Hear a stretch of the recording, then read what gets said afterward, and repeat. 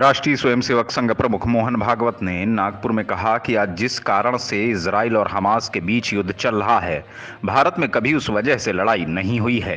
भारत हिंदुओं का देश है, इसलिए मुसलमान यहाँ सबसे ज्यादा सुरक्षित हैं।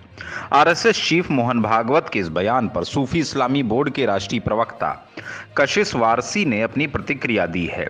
उन्होंने कहा कि यह बात पूरी जिम्मेदारी से कहता हूं कि पूरी दुनिया में अगर कहीं मुसलमान सुरक्षित हैं और अपने धार्मिक कार्य बिल्कुल बेखौफ होकर कर रहे हैं तो वह इकलौता देश भारत है।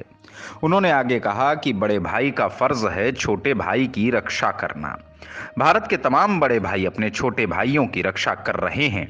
हालांकि बड़ा भाई और छोटा भाई को उन्होंने पूरे तौर पर स्पष्ट नहीं किया कि यह बात उन्होंने हिंदुओं और मुसलमानों के बीच कही या सिर्फ मुसलमानों के आपसी भाईचारे पर। जबकि संघ प्रमुख मोहन भागवत ने अपने बयान में आगे कहा था कि इस देश में एक धर्म और संस्कृति ऐसी भी है जो सभी संप्रदायों और आस्थाओं का सम्मान करती है, और वह है हिंदू धर्म।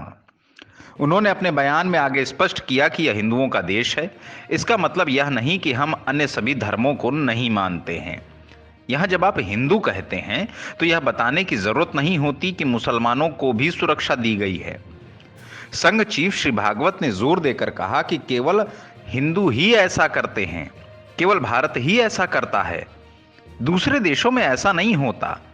आरएसएस प्रमुख ने कहा कि सभी जगह संघर्ष हो रहे हैं। आपने यूक्रेन युद्ध, हमास इजराइल युद्ध के बारे में तो सुना ही होगा। हमारे देश में ऐसे मुद्दों पर कभी युद्ध नहीं हुए। यथार्थ समाचार डिजिटल डेस्क रिपोर्ट।